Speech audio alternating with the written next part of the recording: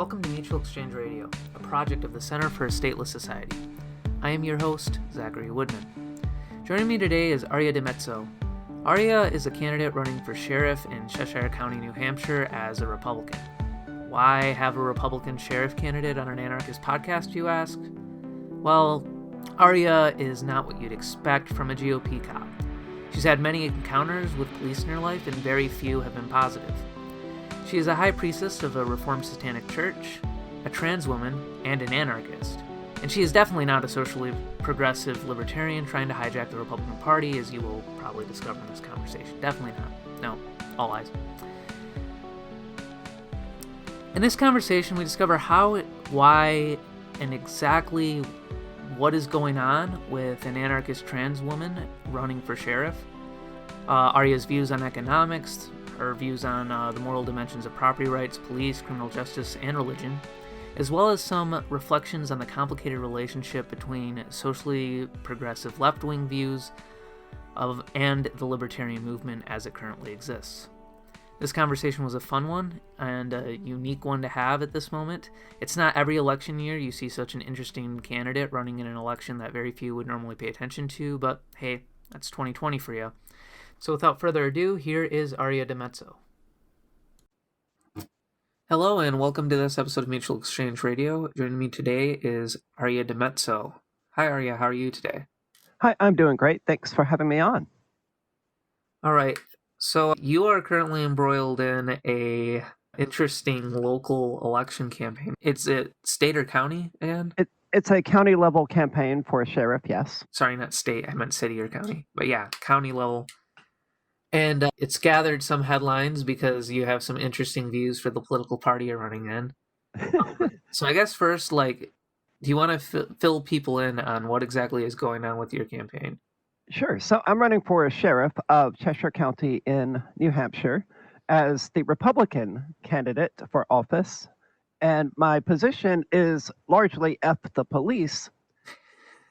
And I mean, that's the slogan that I ran on. That's the slogan that I campaigned on. And yet still Republicans went into the voting booths and 4,000 of them voted for me in the primary, despite all of that.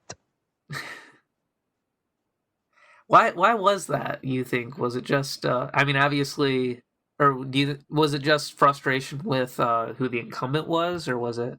No, honestly, I think most of them probably knew nothing about me. They just saw that I was the Republican candidate, so they voted for me. I don't know that, though. That's speculation. It could very well be, because this isn't my first time running for office here in Cheshire County.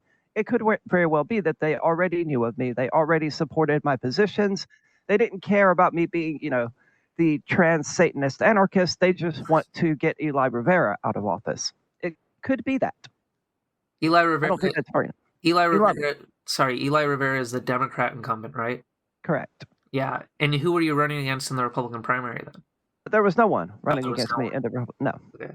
No, but I still didn't expect to win, right? Because I'm fairly well known here in especially Keene, but Cheshire County in general. This is not my first run for office, after all.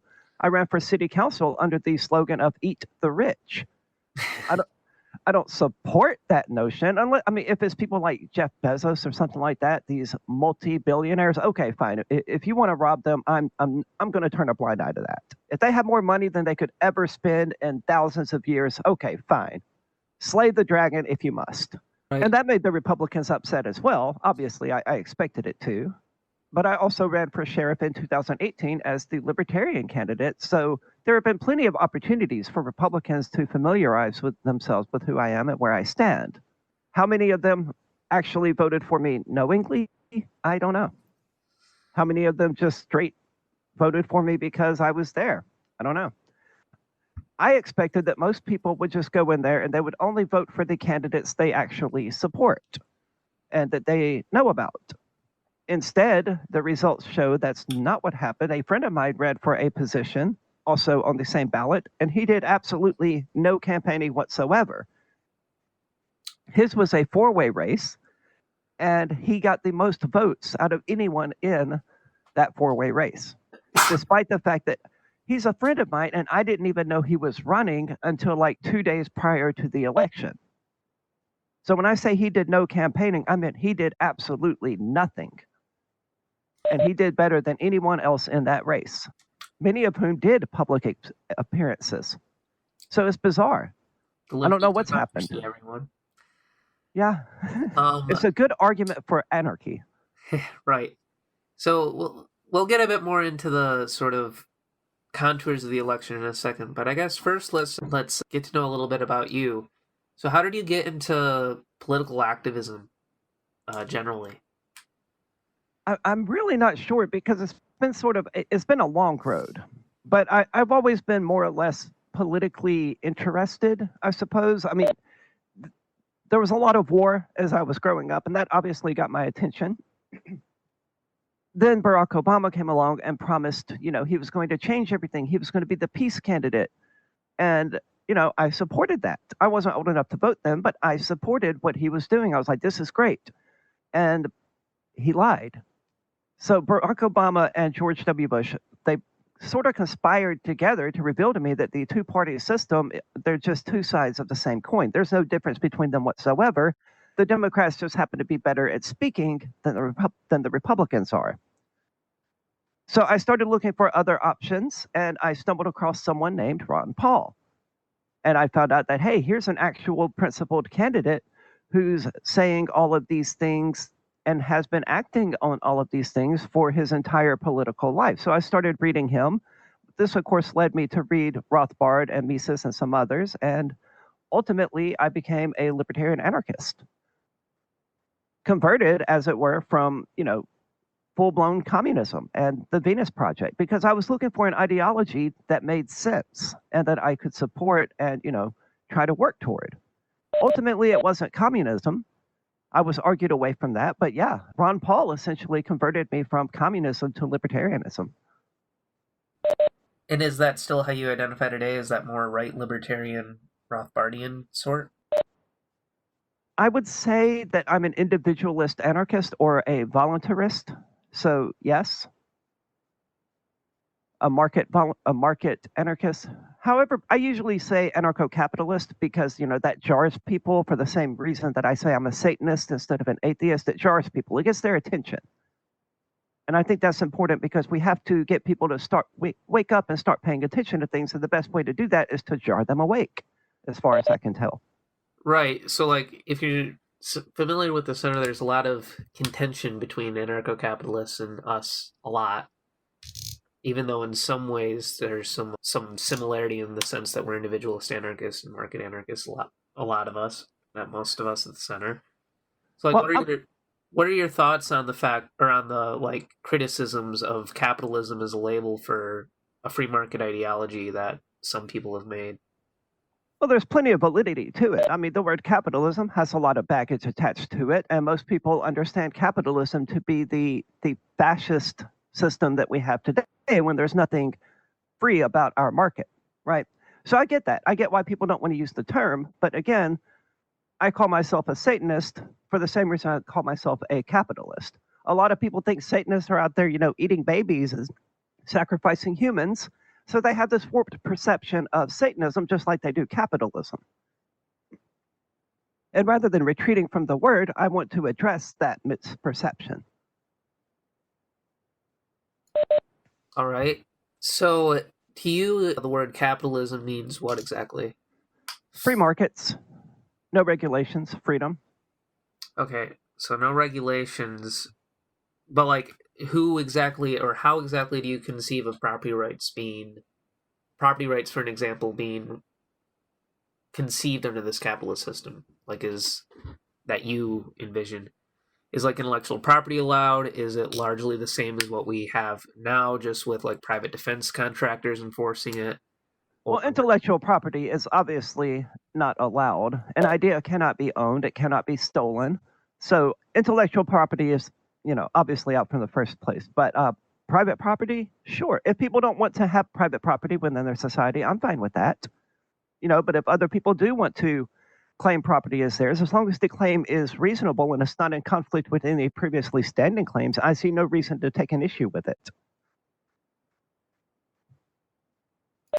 All right. And so you mentioned a few times now Satanism, so I guess it's time to move on to that topic. What Okay. exactly does Satanism mean to you? Well, Satanism is a pushback against Puritanist ideology that has, infected the United States and pro First Amendment, whether people like to realize it or not. I mean, and a lot of Christians don't even realize it because they're part of that system. Puritanism and Christian ideas, they are everywhere in the United States. They're almost impossible to escape from. And Satanism is pushback against that. It's not no Satanist. Well, I guess some do, but no actual adult Satanist believes that any entity such as Satan or Lucifer or Yahweh or any of these others actually exists. It's an idea. And Lucifer, of course, in the biblical mythology, was the original rebel. He was the original person who said, I'm not bowing down to your authority simply because you say you're in charge. I'm going to question that, and I'm going to do what I think is right, even if you say it's wrong. And that's why I've taken up the label of Satanist, because I'm all about rebelling against arbitrary authority. If they can justify their authority, then I may or may not choose to follow them. But rather than doing that, the state and gods and kings, they don't justify their authority. They put a gun to your head and tell you they're the authority and you have to obey. So you don't actually believe that anything like Satan exists. You don't really participate in like occult stuff. To you, it's just the symbolic rebellion against authority that you find compelling about that image. That's correct. All right. That's interesting.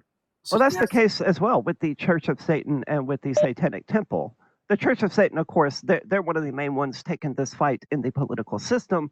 They fought for and won 501c3 status, but then they went on to say, hey, no, we're proudly paying our taxes. And it was at this point that I formed the Reformed Satanic Church, because I was with them right up until that, right up until they proudly gave money to the war machine. I'm not okay with that, and I can't endorse that. I don't know how any decent rational humanist or secularist, or however they wish to characterize themselves, could voluntarily and proudly give money so that the American government drops bombs on Doctors Without Borders hospitals and weddings. That's fair. So circling back a bit to some comments you made earlier about capitalism and about eating the rich. So you ran for, was it city council or something on Eat the Rich platform? Correct. That was last year, I think, in 2019. Right. So that would surprise a lot of people, given that you identify as an ANCAP, and most ANCAPs are pretty known for not really having that big of a concern about like wealth inequality. Sure. Well, a lot of people had the perception of trans people that we're going to flip out and start throwing things in the store if someone calls us a guy, right? But that perception isn't necessarily correct, and I want to change that perception that people have. So yeah, a lot of ANCAPs are immoral and do not care at all about wealth inequality. But the wealth inequality was created and protected largely by the state. Just getting rid of the state isn't going to get rid of the wealth inequality that the state created. Okay. We have to sort of work on both things at the same time. Okay, so then you are seeing a lot of current property claims as a function of the monopolistic power of the state. Yes. All right. And then that's, insofar as that is unjustified, then you're going to say current levels of wealth distribution are unjustified. That's correct. All right. I don't know that I have a solution, but that is the case. All right. So that's interesting. So you made a connection earlier to your identity as a trans person. Mm-hmm. What exactly is your view of, or how exactly do you think your trans identity has informed your political worldview, what you're doing running for election, and so on? I don't think that it really has informed my worldview that much. I mean, it may have. I don't know. That's like asking, which one of these atoms has affected me as far as I'm concerned. It's like having gender identity disorder, however people wish to characterize it, whatever the politically correct term now is, has always just been sort of part of my being. But I was an anarchist before I actually came out as trans, right? Mm-hmm. So I was an anarchist first. And when I came out and started pursuing actually existing as a trans person, my political views didn't change. Okay. But it has allowed me to do things like make Aria DiMezzo for sheriff signs transition to freedom with trans in all caps. So it has allowed me to play with it, have fun with it, but I try to play with and have fun with everything. So it's just something else for me to have fun with. All right. So for you, that part of your identity hasn't been particularly important in your political ideology, Correct. but very important in other personal ways, I imagine. Yeah, I would rather not even, mention the fact that I'm trans. I would rather a trans person be able to run for office and have no one talk about it. Right. But knowing that, that's not possible in the world we live in today, I decided, I'm going to talk about it. And no one can accuse me of playing identity politics or anything like that because I've also characterized myself as a Satanist anarchist. These are just true things about me that voters should probably know. Right. And how is that? So I guess now we can begin to move into the actual election. So I guess the big question one might have is, you're running in a party that is obviously not exactly friendly to trans people, not exactly pro-freedom in any sense of the word. Earlier you said, like, they're pretty much the same. I think that, was probably pretty much true in, like, 2012. I'm not sure if that's true now. But so, like... I would agree. It's less true now. Yeah. So, like, why exactly would you run for as a Republican in particular? Because libertarians lost major party ballot access in 2018 after the gubernatorial election, which meant that if I wanted to run for sheriff again in 2020 as a libertarian, I would have to go out door knocking, collecting signatures, and that sort of thing. And that's hard to do even under the best of circumstances. But when you throw in, COVID-19, it's going to be almost impossible.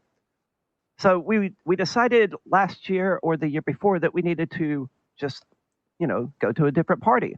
The Democrats here in Keene and Cheshire County, though, are very, very powerful. It's a Democratic stronghold in a largely Republican state. So we checked out both parties and we found that the Republicans are basically a bunch of 60, 70-year-old people sitting around having their monthly little coffee club, Bible discussion, whatever it is they're doing. And they were ripe for us to just go in there and take over, except we didn't have to take over. We went there and they handed the party over to Ian Freeman, who's my campaign manager. Of course, they worked hard to keep me from getting any sort of position within the party. I ran as secretary for the Keene Republican Committee they formed. They made Ian chair of it, and he asked me to be his secretary. And I was like, okay, yeah, sure, I'll do it. And they turned out what was probably for them a record number of people just to vote against me, being the inconsequential secretary of the Keene Republican Party. A completely inconsequential position. They just were terrified of the optics of having the trans Satanist anarchist be the secretary of this inconsequential party. And that was the last time I bothered to go to any of their meetings. They made themselves clear at that point. I was welcome there. No one was ever unfriendly. No one was ever hostile. But they didn't want me to actually speak up or draw attention. They just want me to be their token trans person who votes Republican, and I'm not doing that. I'll vote Republican if it's a Republican like me. If it's someone who actually stands for the Second Amendment for freedom, yeah, I would probably. Of course, there are probably only with a lot of there are probably only 4 Republicans like you. Yeah, there probably aren't many. So I mean, but if they're out there, like Ian Freeman also ran as a state rep candidate for Republican. I voted for him because Ian is a voluntarist, and I know that. Steve Barron, I think he was one of the founders of the Free State Project. He also ran as a Republican. I voted for him. So there were some other people, especially here in Cheshire County. Obviously, there were several of us who were like, okay, let's just join the Republicans then. Let's just use their infrastructure for our needs. So for you, it really was like just this is what the opportunity was, and I'm entering it and using it for my ends. Correct. So and since then, the Republican, and I was upfront about this, but since then, the Republicans have done everything they could to distance themselves from me and to keep me from achieving anything at all. They don't care about Ian, which I find fascinating. They're just letting Ian do whatever he wants, and they don't seem to care. And Ian has substantially the same political views as you? Yeah, we probably agree more than any other set of hosts on Free Talk Live. Yeah. So is Ian quite as like, I don't know what the word is, edgy as you are, I guess, in his presentation? Is that why they don't care as much, or? Ian is not as edgy, but Ian has, a decade of history here in Keene. He started this movement. I don't know if I want to call it a movement, but it's Free Keene, which is a group of unaffiliated activists who know one another and who are trying to get the city of Keene to be free. There's a hate group that formed because of that called Stop Free Keene. He was part of the Robin Hooders. I don't know, the Colbert Report several years ago ran a short little segment on that, and he was part of that. We've been raided by the FBI. Everyone here in Keene, not everyone, but a lot of people are familiar with that. So he's notorious, Right. but not quite as edgy.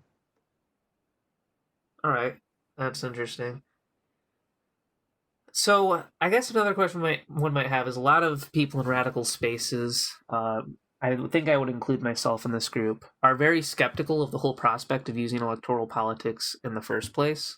Sure, I'm with you. We view it as, I would view it as a way that people become worse people in a certain sense. I think the fact that so many people voted for you without even really realizing, your slogan was "fuck the police" is evidence that it's not really a atmosphere where ideas get spread as much. So I guess like one question one might have is, why exactly run in the electoral ring at all? Well, because the result of all of this, regardless of what happens in November, the result of all of this is that I got interviews from Satanists, I got interviews from metal magazines, Russian media outlets, and I brought the ideas of freedom and liberty to them, to people who probably otherwise never hear it, to a bunch of leftist podcasts who have like Yang Gang as their banner. Suddenly they're agreeing with me about pushing back against the state and about how the state is using is a religion that is using all of the dressings of religion to cause us to convince ourselves that it's something other than what it is. Instead of going into church and sitting in the pew and listening to a pastor, you go into a courtroom which looks identical on the interiors to a church, and there's religious imagery everywhere, all over the walls. There's statues and flags and all of that nonsense. And you sit in a pew, and then this robed figure comes out, and everyone has to be respectful. That idea, these people otherwise have never heard. So that's been enormously successful. And I think that's a good argument for continuing to do it. It's getting these ideas to people who otherwise don't hear them and otherwise never give them any thought. So for you, it's just that it gives you a platform to spread ideas. It's not just that. That's been the most concrete, positive thing to have come from this. I want to win in November. That would be the best outcome. And what would that look like? Like, what legal power would you have to institute some of the reforms you want to? Well, the sheriffs in New England and in New Hampshire in particular borrow very heavily from common law and what the sheriff's role were in, medieval England. Mm-hmm. So the sheriff here is the highest law enforcement official in the county. In New Hampshire, it's actually in the state because of a law the Senate or the House, well, the Senate and the House rather, passed at some point in the last decade or two that gives sheriffs that same authority in all counties in New Hampshire. But the only people who can actually go out and arrest the police who are out there harassing people, extorting people, kidnapping people are sheriffs and their deputies. And that's the most hands-on thing we can do to put an end to the enforcement of victimless crime laws and all of these other nonsensical things that don't actually have victims that police are using as justifications for pulling people over and escalating the encounter until someone is killed. Mm-hmm. I think the best, ideally, I suppose, and in a democratic society, I don't care about democracy, but a lot of people do. But what they would like to see is, we just get a bunch of pro-freedom city councilors or state reps or whatever into office, and then they'll fix everything. I'm like, okay, yeah. But what you're talking there is you have to find 500 people like me, and you have to actually get them all elected all at the same time, and I don't see that happening. You can find one of me, and I'll run for sheriff, and I'll actually stand by what I say, because I've got a long history of standing by what I say, regardless of the consequences.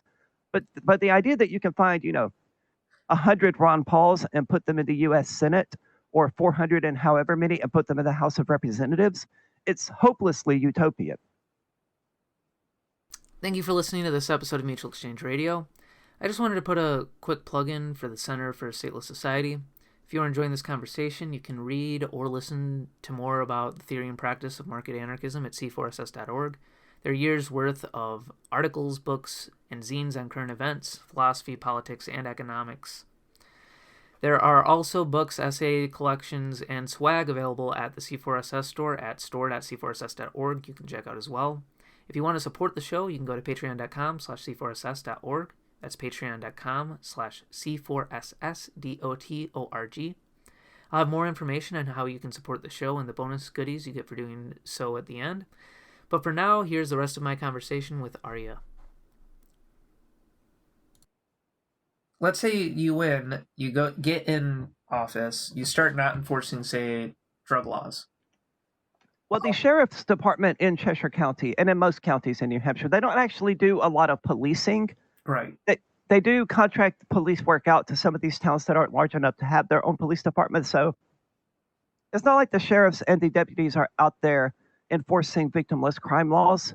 Right. They are, but it's very, very, very rare. It's a small percentage of arrests made about that are by the sheriff's department.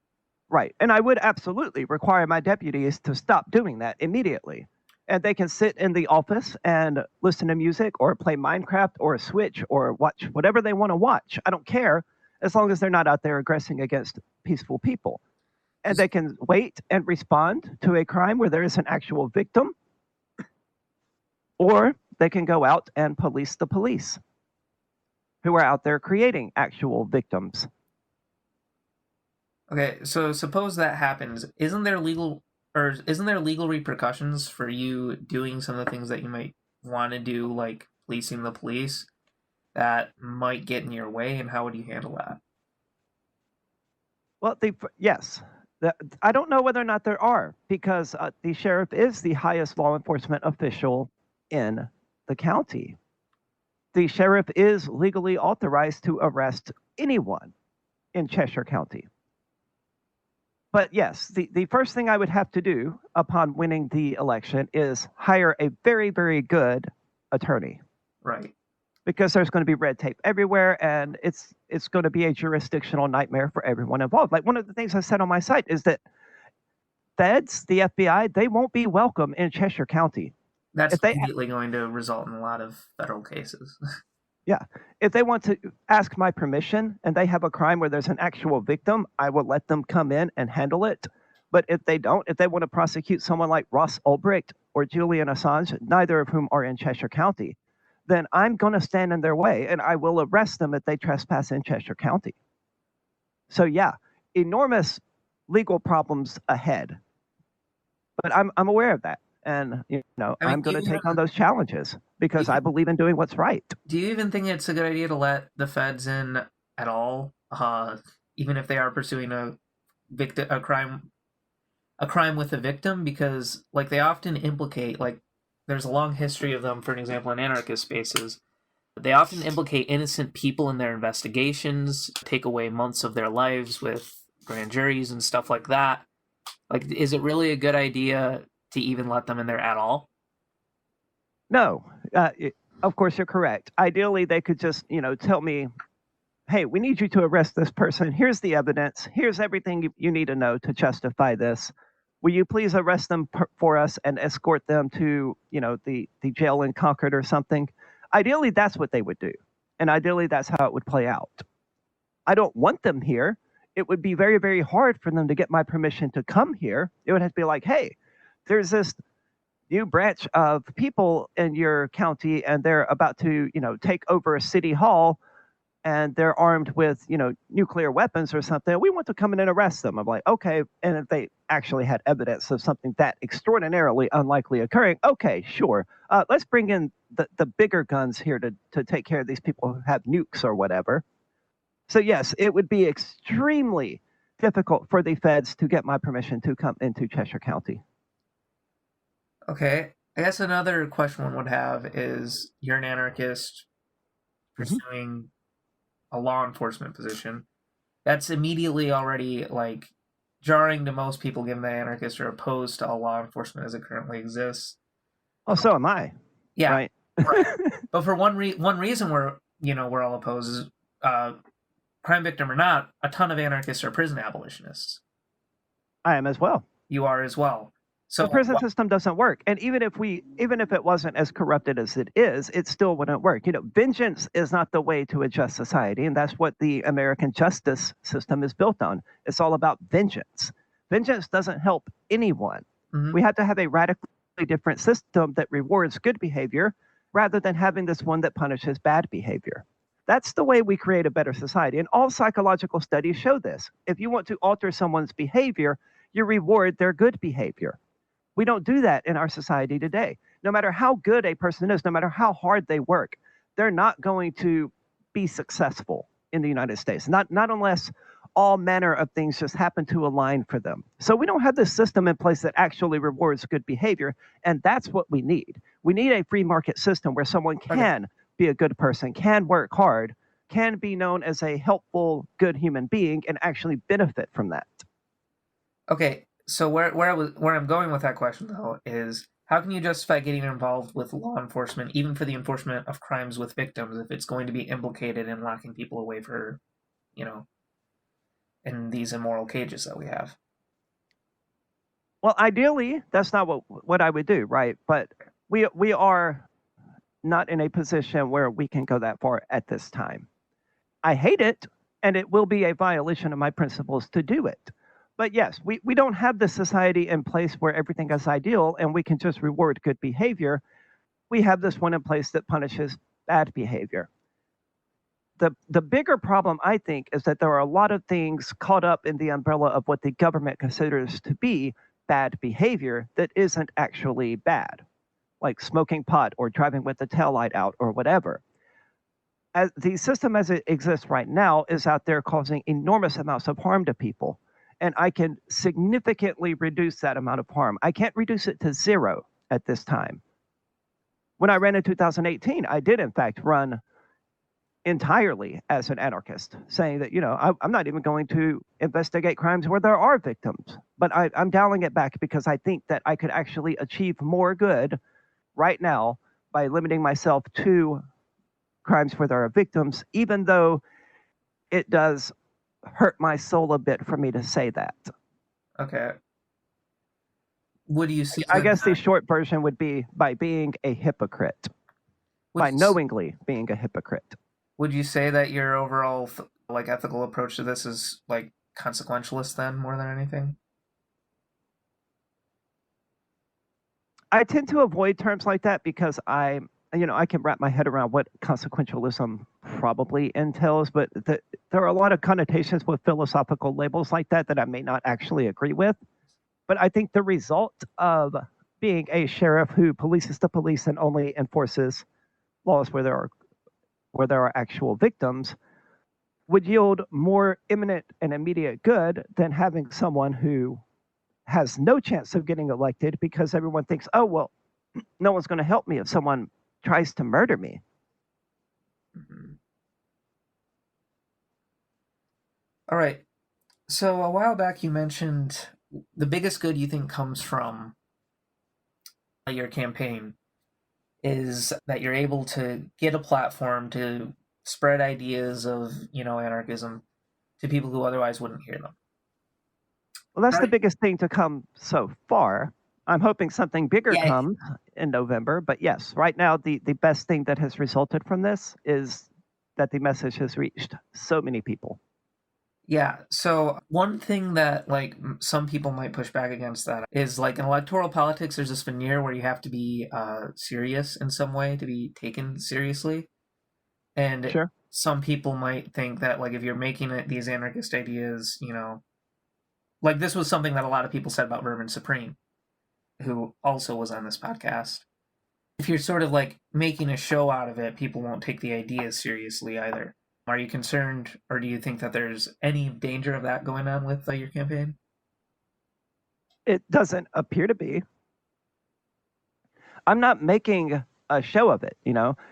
I didn't create the show. Fox News created the show. That's fair. I just did a thing, and they were like, "Oh God, this is a circus, right?" And I exploited that to get them. I exploited the infrastructure that they put in place when they started running news articles about me, just like I exploited the Republicans to get the messages of freedom out there. If people want to be upset with me because I got the ideas of freedom and anarchy out there to people who otherwise haven't ever heard it, then they can be upset with me for that. But I would ask those people, what are they actually doing to convince people? All right. Like, I'm running on a platform of F the police because I mean it. I'm not talking about giving people free ponies and, you know, toothbrushing laws or any of this nonsense. Right. That's not at all what I do. I support Vermin Supreme. He's my endorsed candidate for president, just in perpetuity, really. I support what he's doing. Whether he runs or not, he's my endorsed candidate, right? Right. But I'm not Vermin Supreme. I'm not doing the same thing that Vermin Supreme is doing. I'm trying to run for sheriff, and I just so happen to be a trans Satanist anarchist. Right.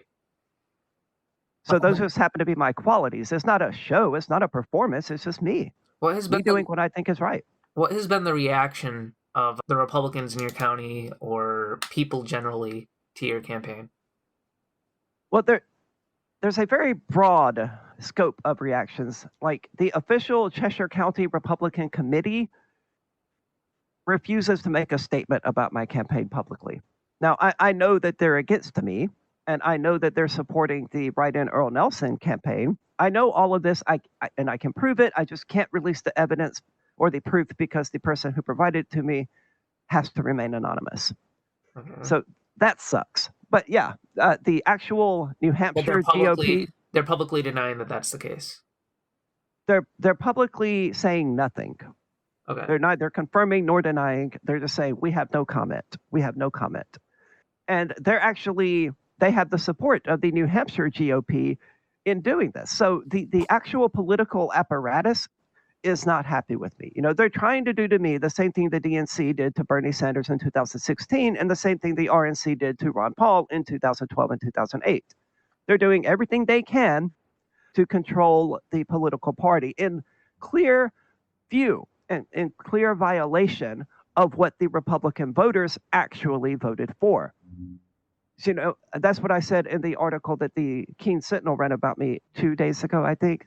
You know, they're upset and they've expressed frustration that I didn't ask their permission to run. I don't have to ask your permission, Chair of the Cheshire County Republican Committee. I asked the permission of the Republican voters here in Cheshire County, and 4,000 of them gave me permission. I don't need Marilyn Huston's permission. I need the voters' permission. And as far as I can tell, the voters like me and support me. So there appears to be this huge disconnect between Republican voters and the Cheshire County Republican Committee and the rest of the Republican Party. I guess we kind of addressed this earlier, but why would you think the Republican voters in your county would like it? Because I'm pro-gun rights. I'm against small government. I'm against big government. I'm pro low taxes. I have all of the same economic positions and gun rights positions as the Republicans.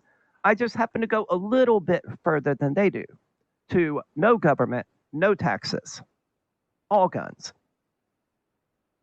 Most of which isn't even within the purview of a sheriff, though. The gun thing, yeah, that's within my purview, to not infringe upon people's rights to arm themselves. That's within the purview of a sheriff. But the rest of it, it's not like I can actually do anything about federal taxes or about the size of the federal government. So the fact that I take those things so much further than they do is inconsequential. Okay. They actually support gun rights and low taxes and, you know, small government. Then I'm the candidate of choice. All right. So you've had a lot of run-ins with sort of the more right libertarian movement. You've mentioned Ron Paul several times. What are your thoughts on that movement? Because I used to be pretty active in it, and now I'm pretty jaded about the whole thing.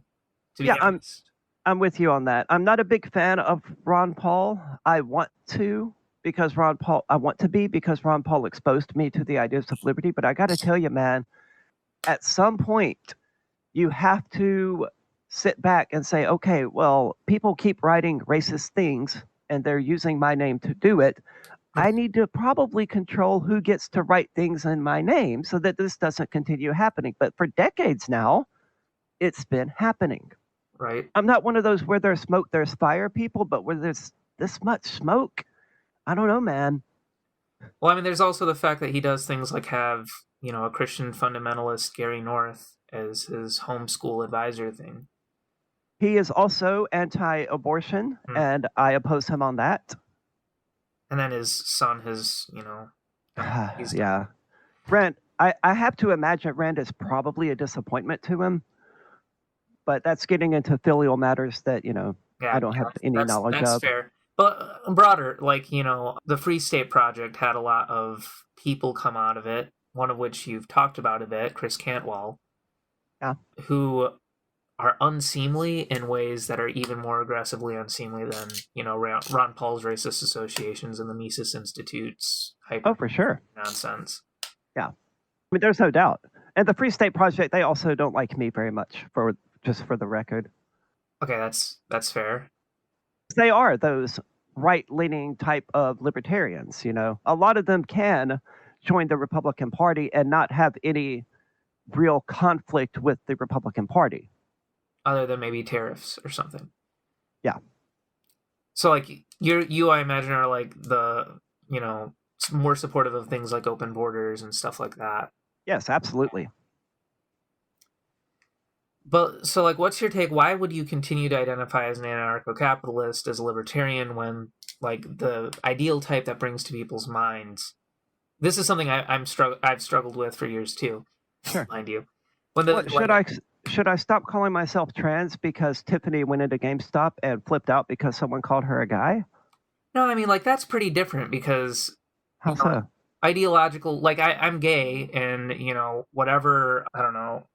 Can't think of an idea. Whatever embarrassing thing, a gay person might do doesn't reflect on me just because, it's true that I like guys and whatever. But with libertarianism, it seems like ideological labels are more fluid in terms of the content that gets ascribed to them based on what people do with it. So when people start calling themselves libertarian and that comes to mean just a Republican who likes to smoke pot or something, it begins to get hard to differentiate yourself from that when that's the content that gets packed into the term, right? Sure, but that's not my problem. And I don't just call myself an anarcho-capitalist and leave it at that. I mean, right. the list of adjectives in front of Wynn's Republican sheriff candidacy is rather lengthy, and it makes it clear that I'm not your average libertarian. I'm definitely not your average Republican. I think that's fair. So whatever connotations are attached to, anarcho-capitalism or anarchism or libertarianism, I mean, a lot of bad things get attached to the word anarchy, right? Mm-hmm. But that doesn't stop me from calling myself an anarchist. It just means that I might have to explain to more people why I disagree with, the label of Portland as being an anarchist stronghold or whatever Trump said. I mean, I think it's true that Portland's kind of an anarchist stronghold in certain ways, but maybe not in the sense that he meant. Well, it's definitely not in the sense that he meant, right? Yeah. All right. So, I'd be remiss not to ask you about this in connection with the last thing. You're on the record, claiming that Chris Cantwell, of course, the crying Nazi, Charlottesville fame, and you and I think, have both had run-ins with him in the past, should be released from prison. So, that's immediately a claim. I think it somewhat answered by the prison abolitionist question earlier. But why do you think that? Because he had no victim. He said this. He said the equivalent of things on the internet that you hear 12-year-olds saying when they're playing Call of Duty. I've received significantly more death threats than Cantwell, and Cantwell didn't even send a death threat to this idiot. And I'm not a victim of this, right? The person who received this threat didn't even want to pursue it. It just so happened to be that the FBI agent who was monitoring the recipient, dropped the dime on Cantwell and wanted to see Cantwell prosecuted. He's the most ineffective useless Nazi existing in the United States today. Even other Nazis don't like Christopher Cantwell. His career was circling the drain. He was done. He was finished. He was obsolete. He was going to be working at a gas station for the rest of his life, and no one was going to remember him. And that's the one that the FBI chose to take down, not the ones who are idolizing Dylan Roof, not the Bowl Patrol. I don't know anything about the Bowl Patrol, except I think they support Dylan Roof. Not the ones who support these actual terrorists who have gone out there and killed people. No, the FBI is doing nothing about them. Instead, they're targeting this useless, ineffective Nazi that even other Nazis don't like. So I think that might be a fair analysis of what's going on with the FBI, but what's the actual positive case for Cantwell being released?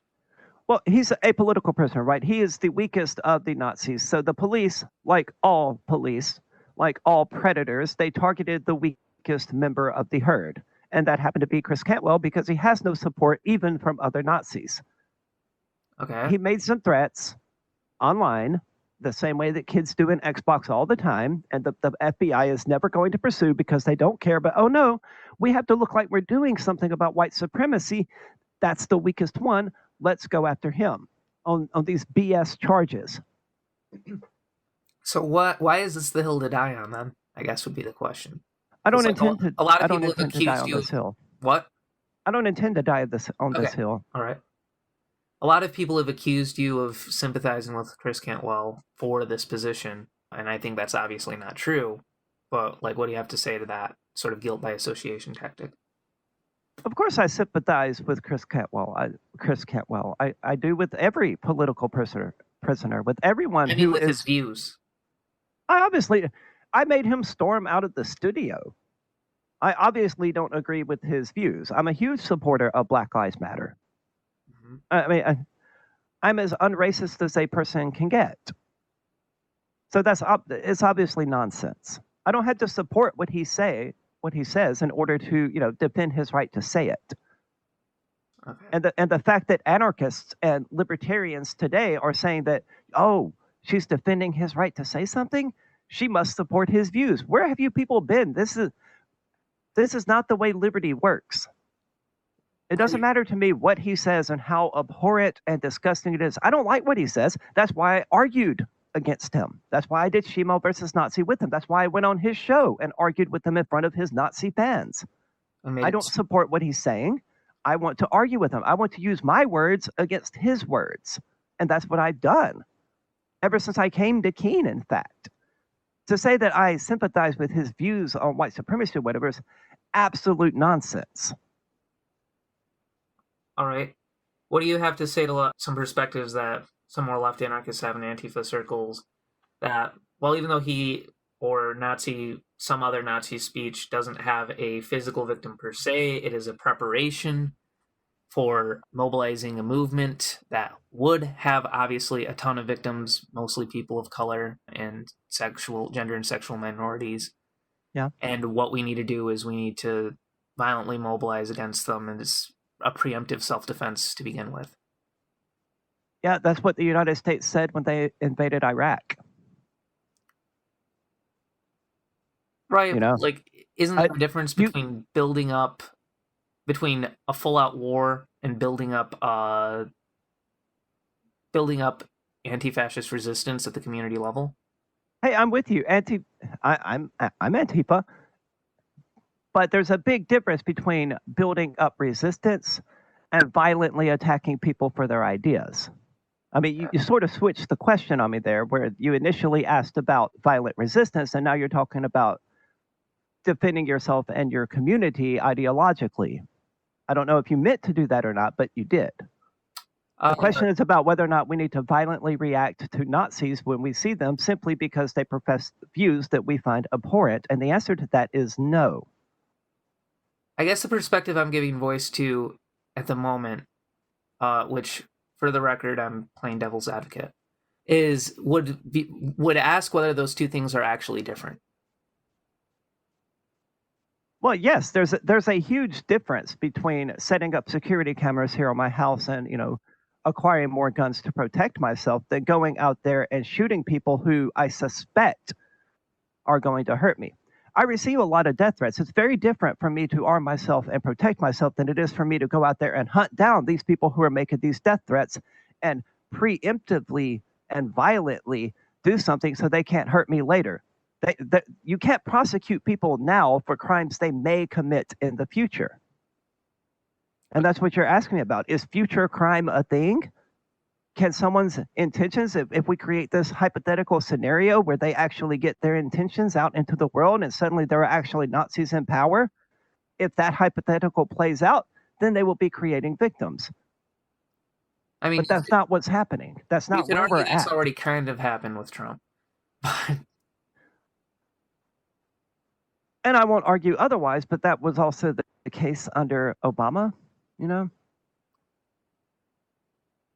I mean, we had everything under Obama that we have under Trump now. Maybe not everything. Under Obama, yeah, you had mass deportation of immigrants. Yeah, you had, you know, an awful prison system still, et cetera, et cetera. But you didn't have, say, unmarked vans that seemed to come from Border Patrol taking protesters off the street to black sites or anything. I don't know whether we did or didn't. We did have Operation Fast and Furious, though. And look, I'm not excusing anything that Trump has done or is doing. But whatever systems are in place that allow him to do this, they existed under Obama and George W. Bush and Clinton as well. Well, less so. Trump is just a tyrant who's actually willing to use these fascist systems. All right. I guess we'll move on to the last question, which is, what are 3 books, novels, plays, whatever, that you would want people to read in order to learn more about your worldview or what have you? Well, the biggest one would be Anatomy of the State by Murray Rothbard. That's the shortest and most eye-opening book that I've ever read. A really good synopsis of libertarian viewpoints would be Liberty Defined, 50 Essential Issues and Liberty by Ron Paul. He gets abortion wrong. He gets a number of things wrong, but it's still a really good synopsis of libertarian positions. And third would be Free Talk Live, the show that I host with Ian Freeman and Mark Edge. All right. Because we're always talking about, I mean, we're all libertarians and we talk about what's happening in the world from a libertarian perspective. So. All right. And besides Free Talk Live, I guess plug some stuff. What are some things that you're up to? Where can people find you? Well, my campaign site is fpolice.com. That's EFFpolice.com. That's where people can find links to my social media and all of that. I mean, I make music. I write a lot. I own the Reformed Satanic Church. I have a music studio. So I'm constantly involved with things. Yeah. All right. Well, Aria DiMezzo, thank you for coming on Mutual Exchange Radio today. All right. Thanks for having me. Thank you for listening to this episode of Mutual Exchange Radio. I'd like to thank Aria again for coming on to discuss this buck wild election. As I mentioned earlier, if you like this show and you want to support what we do, you can support us on Patreon. If you decide to do so, you get special bonus content, swag, and more as a thank you, including free books, buttons, zines, and special credit at the end of the show, as well as bonus episodes and interviews. If any of that sounds appealing to you, or if you just want to support these types of projects and conversations that we have at the center, you can go to patreon.com/c4ss.org. That's patreon.com/c4ssdotorg. And a special thank you to our current associate producers on Patreon, Stacey Jamal, Derek W., David Colburn, Ackner Alls, Humanisphere, Jason Turner, Lindsay Jane, Curtis Ekman, Jacob Sykepin, DT, Alex Gukowski, Danny O'Brien, and James Tuttle. Thank you again for listening to this episode of Mutual Exchange Radio, and I hope you will join us in the next one.